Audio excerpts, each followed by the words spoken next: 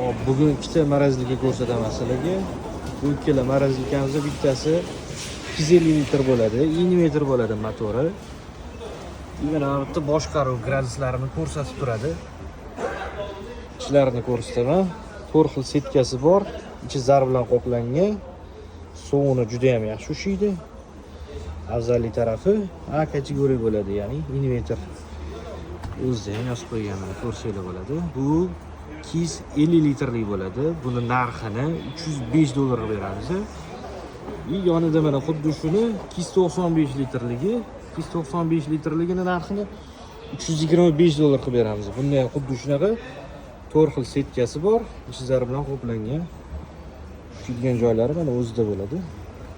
Akkuratni turadi. Bunda ham xuddi shunaqa LED displey bor. Kimga qiziq bo'lsa, murojaat qilaverasizlar.